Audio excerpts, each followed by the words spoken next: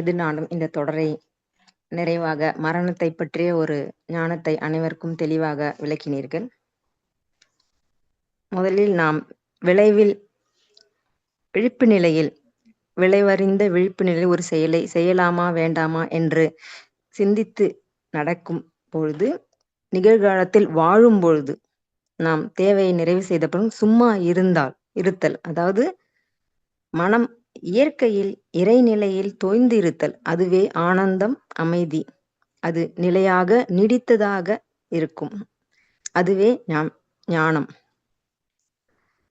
மரணம் நிகழ்வதற்கு முன் இந்த இறைநிலை உணர்வை நாம் பெற வேண்டும்.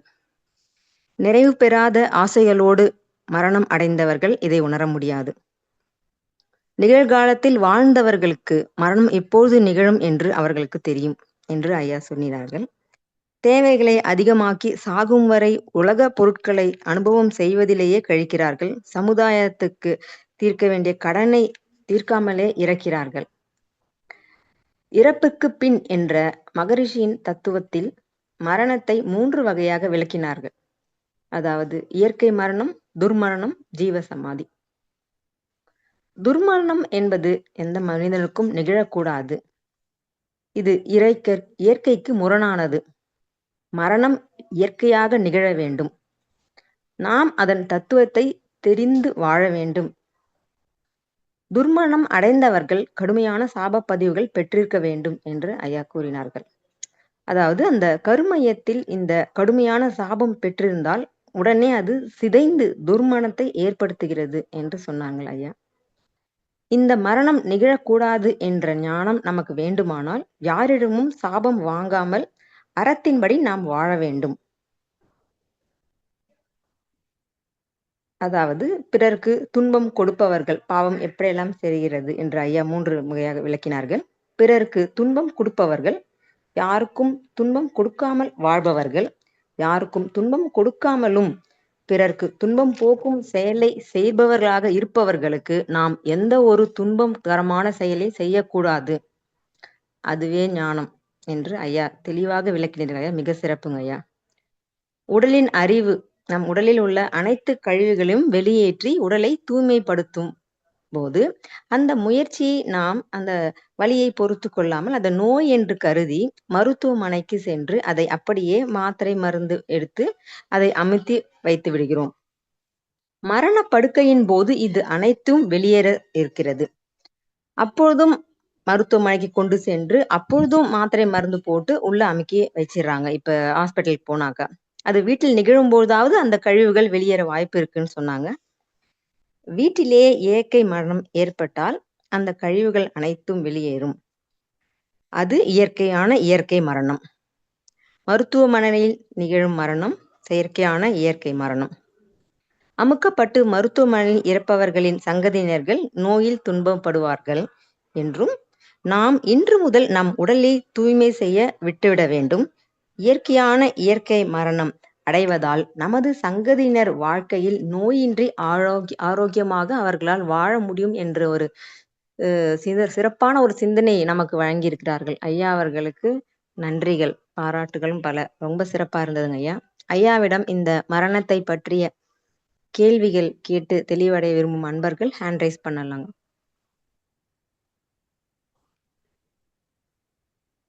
முதலில் மோகன் ஐயா அவர்கள் நீங்க அன்மியூட் பண்ணிட்டு பேசலாங்க ஐயா. வாழ்க வளமுடன் ஐயா. வாழ்க வளமுடன். சொல்லுங்க. ரொம்ப சிறப்பா இருந்ததுங்க. அந்த தொடர் ஃபுல்லா நம்ம அந்த 16 பாட்டை நம்ம அந்த எது ஞானம்னு சொல்றது ரொம்ப சிறப்பா இருந்ததுங்க. ரொம்ப மிக சிறந்த ஒரு தெளிவான இதை கொடுத்துருக்கீங்க ஐயா. இதை வந்து நம்ம ஒரு புக்கா போட்டு கூட நம்ம இது பண்ணோம்னா ரொம்ப சிறப்பா இருக்கும்னு நினைக்கிறேன் ஐயா. இது எல்லாமே நம்ம 3 புக்ல பாத்தீங்கன்னா எல்லாமே அங்கங்க இருக்குங்கய்யா. எல்லாமே இருக்கும். ஆமா இது சிறப்பா தனியா ஒரு தெளிவா கொடுத்துருக்கீங்க. அதனால அதே நம்ம ஒவ்வொன்றையும் தனியா எடுத்து போனோம்னா இருக்கிறதே தான் எடுத்து தனி தலைப்புல புக்கு போட வேண்டியிருக்கும். அது அதுக்கு பணி நிறைய இருக்குங்க. நம்ம ஒண்ணும் இல்லை, இதை வந்து நம்ம பிளேலிஸ்ட்ல அப்படியே வச்சிருப்போம். அது அங்கேதான் இருக்கும். அந்த பிளேலிஸ்ட்ல எடுத்து நம்ம கேட்டுக்கலாம். ஒரு ஒரு புத்தக வழியில சரி வந்தா சரி. நிறைய பேர் பயனடைவாங்க அப்படிங்கிற மாதிரி இருக்கு தோணுது. இருக்கு. அதனால வாழ்க அது வளமுடன் அதுக்கு காலம் ஐயா. பதில் சொல்லட்டும்யா. ஆமாங்க ஆமாங்க. ஐயா வாழ்க வாழ்க வளமுடன். வளமுடன். ஐயாவோட சிந்தனை உரையெல்லாம் புக்கா இருக்குன்னா இது வரைக்கும் எனக்கு தெரிஞ்சு ஒரு மினிமம் ஒரு 50 புக்காச்சும் 60 புக்காச்சும் ஆகும்னு நினைக்கிறேன்.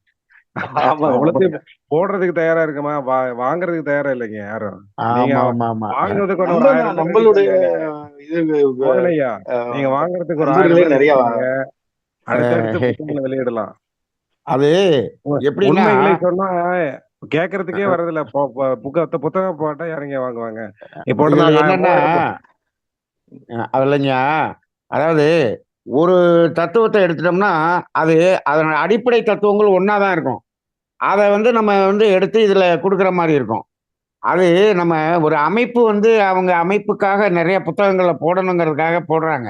இப்ப வேதாத்திரி புத்தகமே சின்ன சின்ன புத்தகமா வர்றதெல்லாம் பாத்தீங்கன்னா ஏற்கனவே இருக்கிறத எடுத்து ஒரு பிட்டை எடுத்து இங்க போடுறாங்க. அப்படித்தான் வருதே தவிர மகரிஷி எல்லாத்தையும் ஆமா சொல்லிட்டாரு.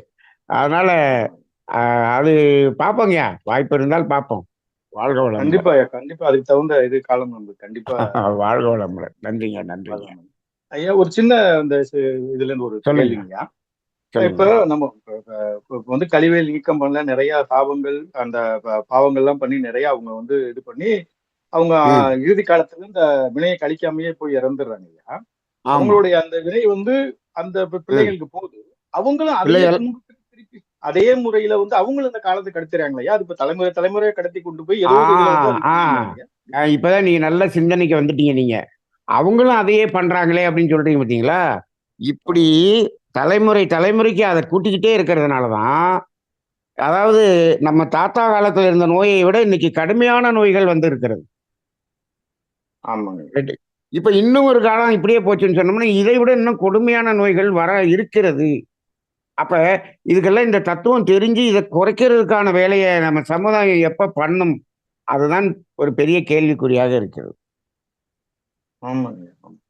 வாழ்க வளமுடன். வாழ்க வளமுடன். வாழ்க வளமுடன். நன்றிங்க. நன்றிங்க ஐயா. வாழ்க வளமுடன். அடுத்ததாக ராஜி அம்மா, நீங்க அன்மியூட் பண்ணி கேள்வி கேட்கலாமா? ஐயா வாழ்க வளமுடன் ஐயா. வாழ்க வளமுடன். சொல்லுங்க. ஐயா கேள்வி எல்லாம் எதுவும் இல்லை ஐயா. ரொம்ப சந்தோஷம். ரொம்ப ம். நன்றி ஐயா. அதுக்கு முன்னாடி ரொம்ப ரொம்ப நன்றி. எங்க எல்லாருக்குமே ஒரு தெளிவு. இதை நடைமுறைப்படுத்துறதுக்கு எங்களால முடிந்த முயற்சிகள் எல்லாம் செஞ்சுட்டே இருக்கோம் ஐயா. அதுல வெற்றி வாழ்க வளம். உங்களோட வாழ்த்து. வாழ்க வளமுடன். வாழ்க வளமுடன். நன்றி நன்றி. நன்றி நன்றி ஐயா. நன்றிங்க அம்மா. வாழ்க வளமுடன். அடுத்ததாக கனகராணி அம்மா, அன்மியூட் பண்ணிட்டு பேசலாமா? ஐயா வாழ்க வளமுடன். வாழ்க வளமுடன். ஐயா சொன்ன மாதிரி இன்னைக்கு உரை மிக சிறப்புங்க ஐயா. இறப்புக்கு, அதாவது பிறப்புக்கு முன் இறப்புக்கு பின்ன ஃபர்ஸ்ட் எல்லாம் பேசுவீங்க. அந்த உரை இன்னைக்கு கேட்ட மாதிரியே ஒரு ஃபீலிங்க. அவ்வளவு ஒரு இந்த இறப்புக்கு பின் உயிரின் நிலைங்கிறத நாம முன்னாடி ஒரு தொடரா போட்டோம். அதுவே கிட்டத்தட்ட ஒரு 6 வாரம் ஓடிச்சு. 6 மணி நேரம் ஓடிச்சு. அவ்வளவு கேட்டுக்கிறீங்க. இன்னைக்கு நம்ம சுருக்கமா பேசிட்டோம்.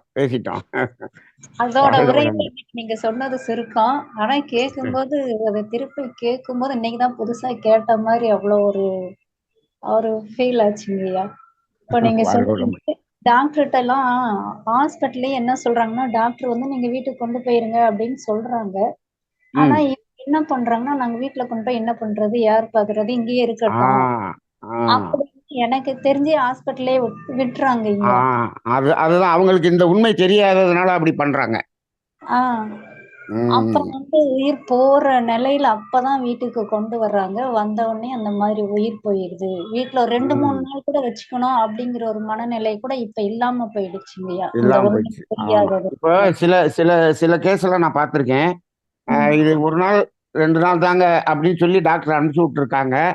அவங்க வந்த பிறகு எங்களை கூப்பிட்டு பார்க்க சொல்லியிருக்காங்க. அவங்க நாடியை பார்த்து சில இடத்த பாயிண்ட் டச் கொடுத்த பிறகு அதுக்கப்புறம் 10 நாள் அவங்க உயிரோடு இருந்திருக்கிறாங்க.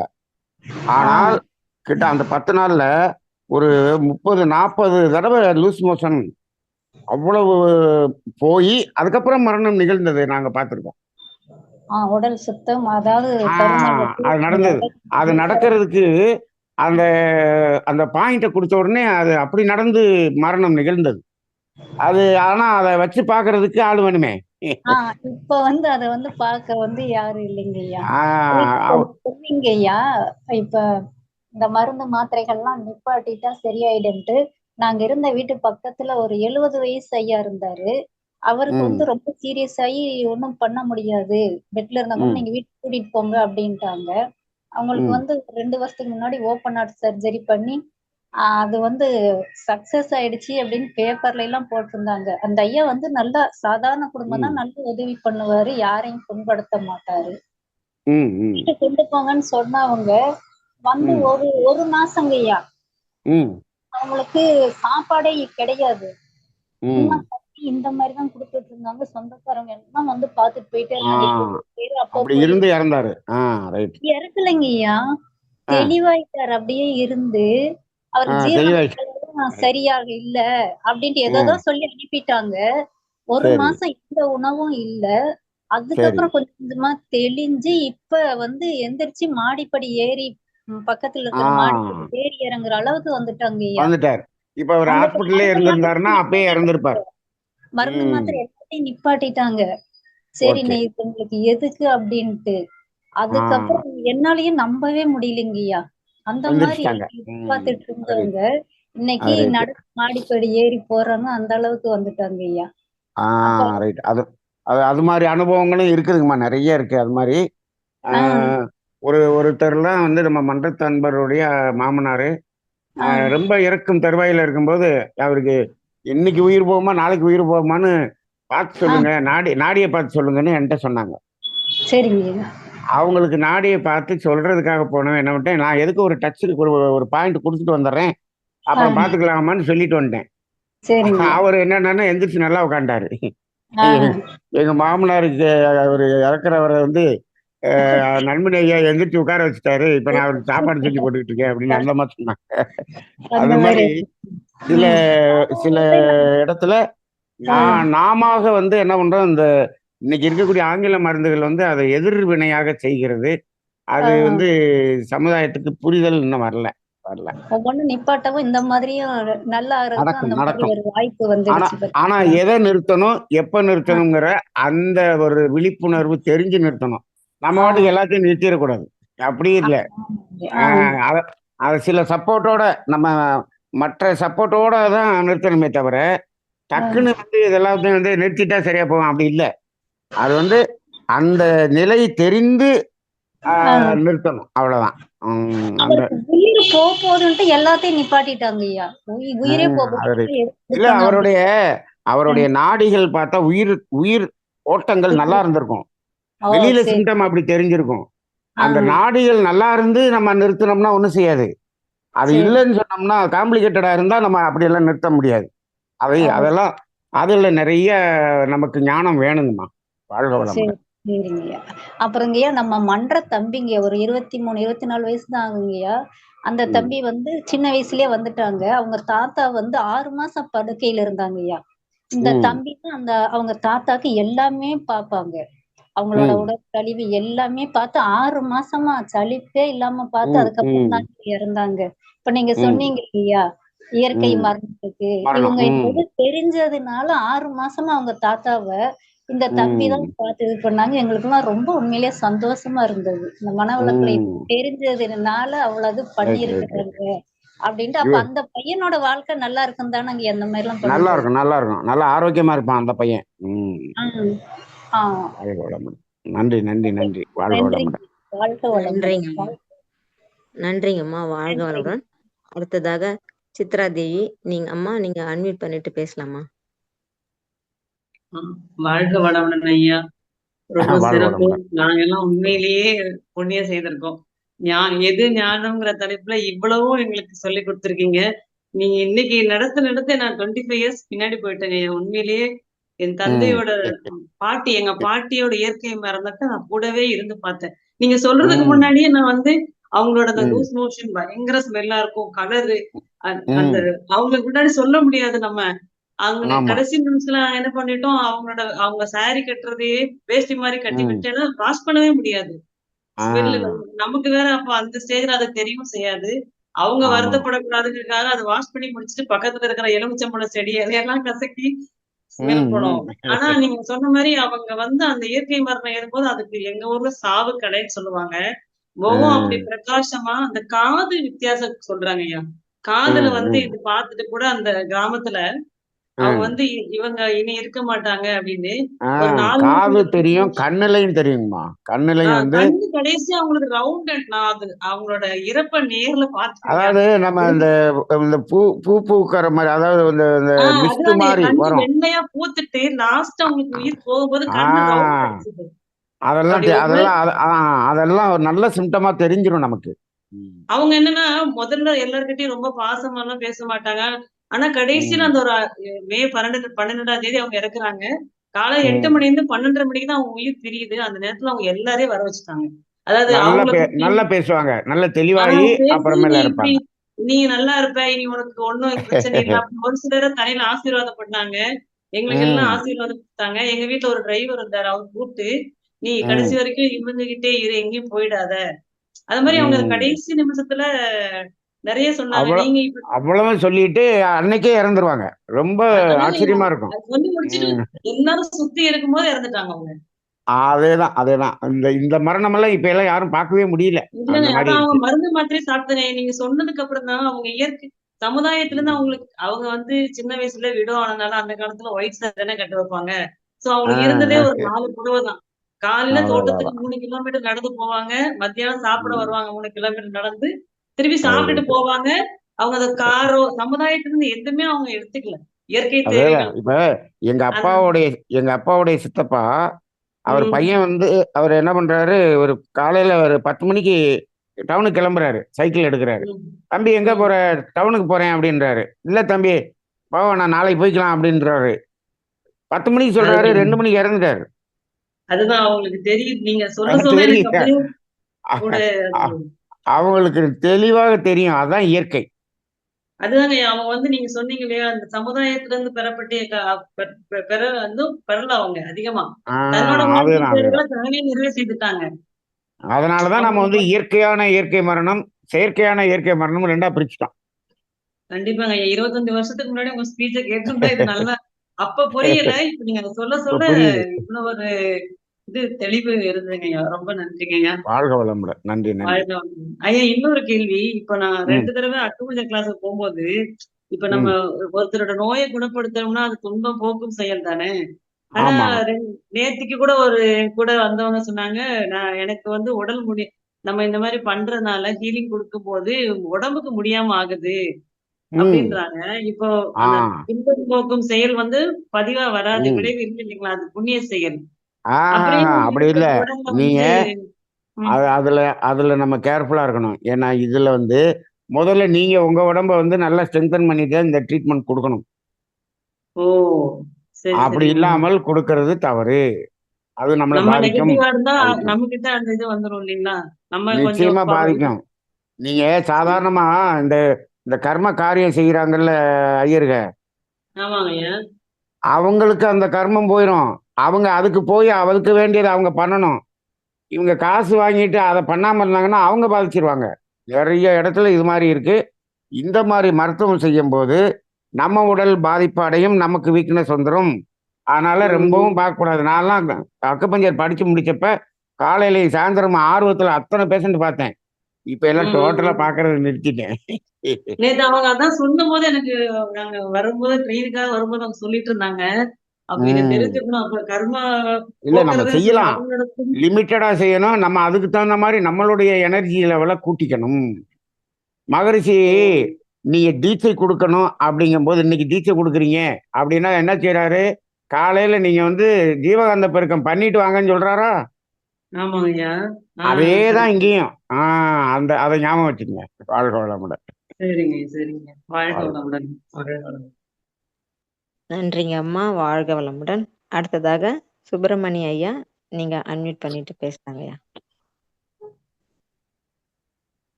ஐயா வாழ்க வளமுடன். வாழ்க வளமுடன். குமராபாளையத்துலேருந்து சுப்பிரமணியம் பேசுறேங்க ஐயா. சொல்லுங்க. ரொம்ப நாளாச்சு உங்க குரல் கேட்டு. ஆமாங்க ஐயா. வாழ்க வளமுடன். சொல்லுங்க. வாழ்க வளமுடன். ஐயா சொற்பொழிவு சிறப்பா இருந்ததுங்க ஐயா. ரொம்ப சொல்லுங்க தெளிவான விளக்கங்கள் கொடுத்தீங்க. ரொம்ப நன்றிங்க ஐயா. சொல்லுங்க. என்னுடைய கேள்வி, இப்போ ஒரு மரணம் அடைந்தவங்களுக்கு இந்த பெருவிரல் கால் கட்டை விரல்ல அந்த கட்டிடுறாங்க ம் இல்லைங்க ஐயா? ஆமா. அது ஒருத்தர் நம்ம கோவையில் இருக்கிற ஒரு ஆன்மீகவாதி இந்த மாதிரி மூலாதாரம் வழியாக ம் ஆசன வாயு வழியாக அந்த உடலுடைய காந்த ஆற்றல் வெளியேறிடுது. அது இறந்த பிறகு திரும்ப உள்நுழைய ம் தீவிரமா ஈடுபடும். அதுக்காக இந்த நாம பெருவிரல கட்டிடுறோம் ம் அப்படின்னு ஒரு சடங்கு முறையை சொன்னாருங்க ஐயா. அது எப்படிங்க ஐயா? அது உண்மைங்களா? அது அது அவங்க சொல்றது எப்படிங்கிறது இல்ல. நம்மள நீங்க சொல்ற அடிப்படையில நான் சிந்தனை செய்து பார்க்கும்போது, அந்த அஹ், 2 பெருவிரலையும் கட்டுறோம் பார்த்தீங்களா? 2யும் இணைச்சு வச்சு, ஆமா. அந்த இடத்துல தான் இடகலை, பின்கலை நாடிகள் தொடங்கக்கூடிய இடம். ஆ ரைட்டுங்களா? அதுல தான் நம்ம அஹ், அந்த ஓட்டம் ஓடுது. அப்ப அந்த அஹ், இடத்த என்ன பண்ணிடுறாங்க, 2யும் இணைச்சு கட்டிரும்போது, அஹ், அந்த நீங்க அவர் சொல்றது நிச்சயமாக இருக்கலாம். அஹ், இருக்கலாம். அதுக்குரிய அஹ். காரணத்தை நம்ம இப்படி புரிஞ்சுக்கலாம். நம்ம இடகலை, பின்கலை நாடிகள் அந்த இடத்துல ஓடுது. அது ஆ, 2யும் இணைச்சு வச்சு கட்டும்போது, இந்த இணைப்பு உள்ள சர்க்குலேஷன் உள்ளுக்குள்ளேயே இருக்கக்கூடிய ஒரு நிலை வரும். வெளியில இருந்து எதுவும் அ ஒரு பாதிப்பு அடையாமல் இருக்கிறதுக்காக இருக்கலாம். அது உண்மையாக இருக்கலாம். இருக்கலாம். ஏன்னா அந்த இடம் அப்படி அந்த இடம் தான். 2 அஹ், இடத்துலயும் அந்த நெகக்கண்ல இருந்து தான் ஆரம்பிக்குது இடகலை, பெண்களை நாடிகள். அதனால அந்த 2 விரல மட்டும் கட்டுறதுங்கிறது உண்மையாக இருக்கலாம். வாஸ்தவம் இருக்கலாம். தாங்கய்யா. ஐயோ! நல்லதுதாங்க. நல்லது. வாழ்க அடுத்த வளமுடன். கேள்விங்க ஐயா. ம். இப்போ நீங்க சொன்னீங்க 3 வகை மரணம், அதுல இறுதியான ஜீவசமாதி மரணம். ம். இப்போ தெய்வீக மரணம் போல சில மகான்கள் இறந்த உடனே அவங்கள நினைச்சே சில ம். சீடர்கள், குருமார்கள், பேராசிரியர்கள் ஆ. 1 மாதம் 1.5 மாத காலத்துல அவங்களுடைய இறப்ப மனதில் வைத்து இறந்துடுறாங்க. ம். ம். இது என்ன வகையானதுங்க ஐயா? அது எப்படிங்க? அத மனசுல வச்சு இருக்கிறாங்கன்னா எப்படி? அது மாரி யார சொல்றீங்க நீங்க? யாரையோ சொல்ற மாரி தெரியுதே. அதேதாங்க ஐயா. சரி. அது எப்படின்னாங்கய்யா, அஹ், அவரு அவர் மகானோடு அவரு அவ்வளவு உயிர்க்கலப்பாக ரொம்ப உயிர்க்கலப்பாக இருந்திருப்பார் அவர். ஒன்று.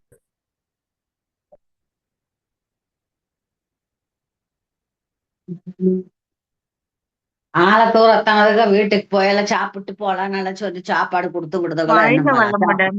வேற யாரோட மைக்க ஓபன் ஆயிருக்குமா?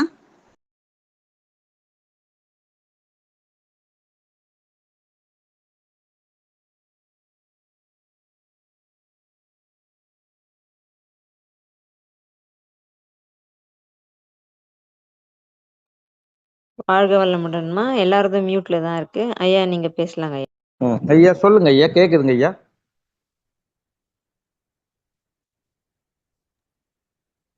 அனிதாம்மா வாழ்க வளமுடன். மைக் அன்மியூட் ஆப்ஷன் நம்ம ஆ, பண்ணாலே ஆ, வருது. ஆ. வாழ்க வளமுடன், வாழ்க வளமுடன். ஐயா ஓகே, இப்பதான் ஓகே. கேக்குதுங்க ஐயா. ரைட். இல்ல எல்லாத்தையும் அன்மியூட் பண்ணோன்னே நானும் ஓபன் பண்ணிட்டேன். இப்பதான் ஓபன் பண்ணேன். வாழ்க வளமுடன். சொல்லுங்க ஐயா. அதாவதுங்க, இப்ப ஒரு மகானுடைய ஆன்மா பிரிஞ்ச பிறகு அந்த மகானுக்கு தன்னோட உயிர்கலப்புல அவ்வளவு தூரம் இருந்தவருடைய அந்த நிலை அந்த ஆன்மாவுக்கு தெரியும். ரைட்டுங்களா? தெரியும். ம், அப்ப அந்த ஆன்மாவுக்கு ஏதாவது இடர்பாடுகள் இங்க வரக்கூடிய ஒரு சூழ்நிலைகள் இருக்கிறது என்று சொன்னால், ம். அதிலிருந்து அந்த ஆன்மாவை காப்பாற்றக்கூடிய வேலையை அது செஞ்சிரும்.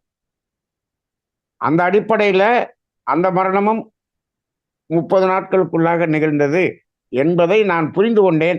ஏனென்று சொன்னால், அவர்கள் இருவருக்குள்ளாக அவ்வளவு உயிர்கலப்பு இருந்தது என்பதை நான் நேரடியாக அவர்களோடு இருந்து அனுபவம் செய்தவன். உண்மை உண்மை அதனால ஐயா. நீங்க அவரைத்தான் நீங்க சொல்றீங்கன்னு எனக்கு புரிஞ்சுக்கிட்டேன். ஆ, அதனால அது நிகழுங்க. அது நிகழ்ந்தது நல்லது. அப்படி நல்லது. நிகழவில்லை என்று சொன்னால், இவருடைய ஒரு வாழ்க்கையில நிறைய ஒரு சோதனைகளை அவர் சந்திக்க வேண்டி இருந்திருக்கும். ஆ, அதிலிருந்து ஆ. அதை அந்த ஆன்மா இந்த ஆன்மாவை காப்பாற்றி விட்டது என்றுதான் அதை காப்பாற்றி புரிந்து விட்டது. கொள்கிறேங்க. ஆமாங்க. நன்றிங்க வாழ்க நன்றிங்க வளமுடன். ஐயா. இன்னொரு இதுங்க, இப்போ இதே போல இந்த சில சில இதே நீங்க சொன்ன அனுபவமே இப்போ நீங்க சொன்னது போலவே சில அன்பான கணவன் மனைவி உறவுக்குள்ளேயும் கணவன் இறந்த அங்க உடனே இருக்கு மனைவி இருக்கு இறக்கிறதும், மனைவி இருக்கு இறந்த இருக்கு உடனே கணவன் இறக்கிறதும், ஆ சில அன்பார்ந்த காதலன் காதலிகள் கூட இதுல இந்த இருக்கு மாதிரியான ஒரு பிரிவு அது நடக்கிறது. அது காதலன் காதலி இறப்புங்கிறது வேறங்க. அது வந்து ஒரு புரிதல் இல்லாமல் அவங்க வந்து அது அது அது அவங்களா பண்ணிக்கிறது. சரி. ரைட்டுங்களா? அதை நம்ம இந்த கணக்குல சேர்க்கக்கூடாது. ஆனால் வெளியிலேயே தெரியாது. சில பேர் பார்த்தோம்னா கணவன் மனைவி வெளியில வந்து அவங்களுடைய அந்யோன்யமா இருந்தது வந்து வெளியில தெரியாது. சாதாரணமா தான் தெரிஞ்சிருக்கும். ஆனால் இறந்து ஒரு வித்தின் ஒரு 30 நாள்ல இவரும் இயற்கையாகவே மரணம் அடைவார். அப்ப அவர் ஆத்மார்த்தமாக அவங்க எந்த அளவுக்கு இருந்திருக்காங்க, அகரீதியாக எப்படி இருந்திருக்காங்கிறத அப்பதான் புரிஞ்சுக்க முடியும். ஆனால் புறத்துல பாத்தீங்கன்னா அப்படி இருக்க மாட்டாங்க. அது தெரியாது நமக்கு. ஆனால் அந்த மாதிரி மரணம் நிகழ்ந்ததை நான் 2-3 வீட்டுல பார்த்திருக்கிறேன். நடந்திருக்கு. அந்த மாதிரி அது மாதிரியும் இருக்கலாங்க. அதுவும் இருக்கிறது. அந்த மாதிரியும் மரணம் நிகழ்கிறது. அந்த மாதிரி வாழ்ந்திருக்கிறார்கள். அந்த அது அது ஒரு ஒரு ஒரு ஒரு ஒரு உயர்ந்த நிலை தாம்பத்திய ஒரு உறவுங்க அது. அதுவும் இருக்கு. அது தானாக நிகழும். அது உடன்கட்டை ஏறுதல்னு நிகழ்த்தக்கூடாது. வாழ்க வளமுடன். அப்புறம் இன்னொருங்க, இப்ப இந்த பழைய படங்கள்ல எல்லாம் வந்து அந்த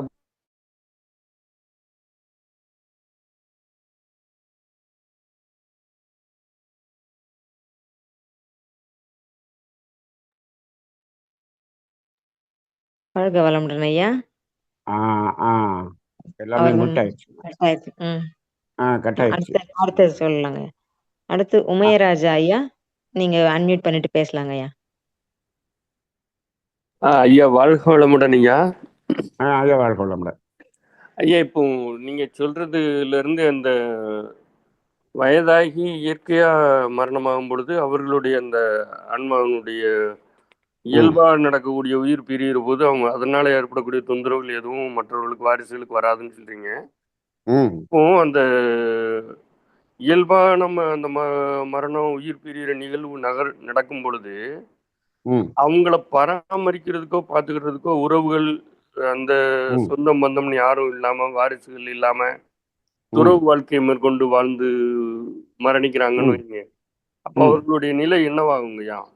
ஐயா, துறவு வாழ்க்கையில இருக்கும்போது நிச்சயமா அவர் உண்மையாக வாழ்ந்திருந்தால் அவருடைய சீடர்கள் அதை பார்த்துப்பாங்கய்யா. சீடர்களும் இல்லை அப்படின்ற போது அது சீடர்கள் இல்லைன்னு சொன்னா அவங்களுக்கு அது தூய்மையா தான் அவங்க வாழ்ந்திருக்கிறாங்கன்னு அர்த்தம். அவங்களுக்கு தூய்மை பண்ண வேண்டிய வேலையே இருக்காது. அவர்களுடைய அந்த ஆன்ம பதிவுகள் அவங்க முழுமையா மோட்சகதி அடைஞ்சிருவாங்க. முழுமையா அவங்க நீக்கி இருப்பாங்க. அது மரணம் வந்து ஒண்ணுமே பண்ணாது. அதனால அவங்களுடைய தாக்கம் யாருக்கும் எதுவும் வராது. ஒண்ணு இருக்காது. அந்த அளவுல தான் அவங்க வாழ்ந்திருப்பாங்க. முழுமையா இறைநிலையோட கலந்துருவாங்களோ? ஆமா, அவங்களுடைய அந்த கர்ம வினையெல்லாம் ஓரளவுக்கு கழிந்த நிலையில தானே அவங்களுடைய மரணம் நிகழ்கிறது. அது வந்து ரொம்ப மினிமைஸ்டா இருக்குங்க. அது ஒன்றும் பண்ணாது. அவங்களுடைய மிச்சம்ன்றது பதிவுகள்ன்றது அது வந்து எப்படின்னாங்க, வராது. அதாவது ரொம்ப குறைந்த அளவுல இருக்குன்னு வச்சுக்கோங்க. இப்ப அது இப்ப நம்ம சாதாரணமாவே ஒருத்தர் 10 லட்சம் வாங்கிட்டு அப்படியே வட்டி கொடுத்துக்கிட்டே இருக்காரு. கடைசியில அப்படியே கொஞ்சம் கொஞ்சமா வருது. கடைசி இன்னும் கொஞ்சம் தான் இருக்கு. இன்னும் ஒரு 20,000 கொடுக்க வேண்டி இருக்குன்னு வச்சுக்கோங்க. இத்தனை லட்ச ரூபா கொடுத்துட்டாரு, சரி பரவாயில்லப்பா முடிப்பா கணக்கு முடிச்சுக்கிறோம்னு கழிச்சு விட்டுறோம்ல. அது மாதிரி அது வந்து ரொம்ப மினிமமா இருக்கிறது வந்து அது இயற்கையா கழிஞ்சு போயிருங்க. கழிஞ்சு போயிடும். அது வந்து அது அப்படியே சமுதாயத்தோட அது கலந்து போயிருங்க. நாம ரொம்ப ஹெவியா வச்சிருக்கிறதுனாலதான் நம்ம யோசிக்க வேண்டியது. மினிமமா ஆக்கிட்ட பிறகு அது வந்து அந்த மரணத்தின் போது அது அப்படியே சமுதாயத்தோடு சமுதாயமாக கலந்துவிடும். சமுதாய பதிவாக மாறிவிடும். அவ்வளவுதான். சரிங்க. வாழ்க வளமுடன். வாழ்க வளமுடன். வாழ்க வளமுடன். நன்றிங்க ஐயா. வாழ்க வளமுடன் ஐயா. இப்போ வந்து சில பேர் வந்து மருத்துவமனைக்கு சென்று அங்க ட்ரீட்மெண்ட் எடுத்துக்கிறாங்க. எடுத்த பிறகு இதுக்கப்புறம் ஒன்றும் செய்ய முடியாது, வீட்டுக்கு கொண்டு போயிருங்க அப்படின்னு சொல்றாங்க ஐயா. ஆமா. அப்போ அவங்களுடைய வீட்டுக்கு வந்து ஒரு சில நாட்கள், ஒரு 10-15 நாட்கள் வீட்டுக்கு வந்த பிறகு அவங்க என்ன பண்ணுவாங்கன்னா கொஞ்ச நாளைக்கு இருப்பாங்க. ஆமா இருக்காங்க. அப்போ மருந்து மாத்திரை கொடுக்காம இருந்தா அவங்க அப்படியே இருப்பாங்க. அதுல அவங்களுக்கு வந்து நீங்க நாடியை பார்த்தீங்கன்னா, எல்லா நாடிகளும் இன்னிலையோ யாங்கிலையோ போய் தேங்கி இருந்தா மரணம் வந்துடும். சில நாடிகள் வந்து பேலன்ஸ்டா ஓடிக்கிட்டு இருந்ததுன்னு சொன்னா அவங்க என்ன பண்ணுவாங்க, கொஞ்ச நாளைக்கு இருப்பாங்க. நீங்க அந்த அந்த பேலன்ஸ் பண்ற பாயிண்ட்டை நீங்க டச் கொடுத்தீங்கன்னா அந்த கழிவுகள்லாம் வெளியேற ஆரம்பிச்சிடும். நம்ம டச் கொடுத்தோம்னா அப்புறம் எல்லா கழிவுகள்லாம் வெளியேறி அப்புறம் மரணம் வரும். அதுதான் நான் ஒருத்தருக்கு அந்த டச் கொடுத்துட்டு வந்த பிறகு ஒரு 30 தடவை லூஸ் மோஷன் போச்சு. மகேஷ்வர் ஐயாவும் மரணம் பற்றி கிளாஸ் எடுத்தாருங்க. அப்ப சொன்னாங்க இந்த மாதிரி வந்து ஒருத்தர் இறக்குறாருன்னா நம்ம டச் மூலியமா அவங்களுடைய துர்மரணமா கூட நம்ம சுகமரணமா மாத்த முடியும் அப்படின்னு ஒரு நாள் வகுப்பு எடுத்தாருங்க. ரொம்ப சிறப்பா இருந்தது. இது ஒருத்தருக்கு நாம போய் இது மாதிரி டச் பண்ணிட்டு வந்து அதுக்கப்புறம் அப்படி கண்டினியூஸா இருந்து மரணமானவங்களையும் பார்த்துருக்கேன். ஒருத்தங்களுக்கு வந்து இன்னைக்கோ நாளைக்கோன்னு எல்லா சொந்தக்காரங்களுக்கு வீட்டுக்கு வந்துட்டாங்க. அப்போ நான் போய் அதுக்கு அந்த பார்த்துட்டு மரணம் நாளைக்கு நடந்துருமா அப்படிங்கிறேன். நாளைக்கு நடக்கிற மாதிரி எனக்கு தெரியல, இருந்தாலும் ஒரு டச் கொடுக்குறேன்னு கொடுத்துட்டு வந்துட்டேன். கிட்டத்தட்ட 1.5 வருஷம் ஆச்சு. 1.5 வருஷமா 2 வருஷம் ஆச்சு. 2 வருஷம் ஆச்சு. இன்னமும் அந்த அந்த கிழவி இன்னும் உயிரோடு இருக்கு. வேற யாரும் இல்லை, நம்ம சுகன்யாவோட பாட்டி. சிறப்புங்க சிறப்புங்க. இன்னும் நம்ம உயிரோடு இருக்கு. சரிங்க. இப்ப அந்த மாதிரி மாறுது மாத்திரை போட்டு அமுக்கி வைக்கும் போதுதான் அந்த கர்ம வினை வந்து அடுத்த தலைமுறைக்கு செல்லும். இப்போ மருந்து மாத்திரைங்க எல்லாம் கொடுத்து அப்படியும் மருத்துவமனையில டாக்டருங்க இது ஒண்ணும் பண்ண முடியாது வீட்டுக்கு கொண்டு போயிருங்கன்னு சொல்லி அப்புறம் வீட்டுக்கு வந்த பிறகும் ஒரு 15-20 நாள் அவங்க இருக்கிறாங்கன்னா அப்போ அந்த மருந்து மாத்திரையில அமுக்கி வச்ச கழிவுகள்லாம் வெளியேறிடுங்களா அந்த நாட்கள்? நம்ம மருந்து மாத்திரை கொடுக்காம இருந்தா வெளியேறும். நாம இங்கேயும் வந்து நம்ம வந்து அந்த ரெகுலர் மெடிசனை கொடுத்துக்கிட்டே இருந்தோம்னா அதுவும் உள்ள அமுக்கப்பட்டுதான் இருக்கும். நம்ம இங்க வந்து அதை நிறுத்திட்டோம்னு சொன்னோம்னா அந்த உடம்பு தன்னுடைய வேலையை செய்ய ஆரம்பிச்சிடும். அதான் உடலினுடைய அறிவு. சிறப்பு சிறப்பு. நன்றிங்க. அடுத்தது சுனந்தா மகாதேவன், நீங்க அன்மியூட் பண்ணிட்டு கேள்வி கேட்கலாம். வாழ்க வளமுடன் ஐயா. வாழ்க வளமுடன். எனக்கு இந்த டிஸ்கஷன் இன்னும் ரொம்ப ரொம்ப பிடிச்சிச்சு. ஆனா எனக்கு எங்க மாமனார் இறந்தது இப்போ எனக்கு நினைவுக்கு வந்தது. அவரு கூட 73 இயர்ஸ் மேல ஆயிருந்தது. பட் அவர் படுத்த படுக்கையா இருந்தாரு. அவர் ஹாஸ்பிட்டலுக்கு கூட்டின்னு போனேன்னு அவர் ஒத்துக்கல. எனக்கு ஹாஸ்பிட்டல் வேணாம் அந்த மாதிரி சொல்லிட்டாரு. சோ வீட்லயே வச்சு நானும் எங்க ஹஸ்பண்ட் மட்டும்தான் அப்போ எங்க ஃபேமிலி இருந்தது. நாங்க பாத்துக்கிட்டோம். ஆனா எனக்கு அவங்க மரணத்துக்கு அவர் நேச்சுரல் டெத் தான் அடைந்தாரு. அவருக்கு இந்த மாதிரி லூஸ் மோஷன் அந்த மாதிரி எல்லாம் நிறைய இருந்தது. இல்ல அது அது அது அது வரலன்னாலும் ஒண்ணும் இல்லைங்கம்மா. அது எப்படின்னா அது இப்ப அந்த கழிவு வெளியேறது இல்லை. எப்படின்னா லூஸ் மோஷனா போகும், யூரினா போகும். அப்படி இல்லைன்னு சொன்னா அது என்ன ஆகும், பாடியில ஹீட்டா போகும், மூச்சின் மூலமா போகும், அணுவாக மாறியும் போகும். அந்த மாதிரி போறதுக்கான ஒரு உடம்பு இருந்துச்சுன்னா அது நம்ம போறதே நமக்கு தெரியாது. அதனால பஞ்சபூதங்கள்ல 5ல எந்த ரீதியாகவும் போகலாம். அது மண்ணாகவும் நீராகவும் போகும்போது நமக்கு தெரியும். நெருப்பா காற்றா விண்ணா போகும்போது நமக்கு தெரியாது. அப்ப அந்த அளவுக்கு அவர்கிட்ட உடம்புல ஒரு பக்குவப்பட்டிருக்கிறாரு. அப்ப வந்து அது அப்படி போயிருக்கும். அதனால அதுவும் சுத்தமாயிருக்கும், நிச்சயமா சுத்தமாயிருக்கும். ஆனா அந்த நேரத்துல வேற எக்கனாமிக்கலி அந்த அளவுக்கு அவங்க பெரிய ஹாஸ்பிட்டல்ல வச்சு ட்ரீட்மெண்ட் பண்ற அளவுக்கு நாங்க இல்ல. அதனால எனக்கு அது அவங்க இறந்த பிறகு நன்மனசுக்கு அது ஒரு ரொம்ப பாரமா இருந்தது. ஐயோ அவர் இன்னும் நாங்க கொஞ்சம் நாள் வச்சிருக்கலாமே. நீங்க இப்ப அந்த பாரத்தை முதல்ல விடுங்க. நீங்க அங்க போகாம இருந்தது அந்த ஆன்மாவுக்கு நன்மை செய்திருக்கிறீர்கள். அது அவருடைய சந்ததிக்கு வந்து ஒரு நன்மை தான் நடந்திருக்கே தவிர இது நீங்க வந்து குற்ற உணர்வே கொள்ளாதீங்க. அந்த வயதுல நீங்க வந்து அவரை இருந்து பராமரிச்சது அது இயற்கையான மரணம், அது நல்ல மரணம். அவர் ஆக்சுவலி சொன்னாரு சார், நீங்க 2 பேரும் ரொம்ப நல்லா பாத்துக்கிட்டீங்க அப்படி கூட சொன்னாரு மாமனாரு. அதேதான். பட் ஆனா எனக்கு லேட்டர் ஸ்டேஜ்ல ரொம்ப மனசு கஷ்டமாயிடுச்சு. சோ பைனான்சியலி நாங்க வெல் ஆஃப் இருந்தது. ஏன்னா இன்னும் கொஞ்சம் நல்லா அவரை பாத்துருக்கலாமே அந்த மாதிரி எனக்கு ஒண்ணு இருந்தது. ஓகே, இப்ப நீங்களுடைய பேச்சு கேட்கும் போது எனக்கு ஒரு தெளிவு கிடைச்சிச்சு. ரொம்ப நன்றி. குற்ற உணர்வை நீங்க மனசுல இருந்து எடுத்துருங்க. வாழ்க வளமுடன். Okay sir, thank you sir. வாழ்க வளமுடன் ஐயா. வாழ்க வளமுடன். நன்றிங்கம்மா. வாழ்க வளமுடன். நிறைய ஐயா சொல்லுங்க.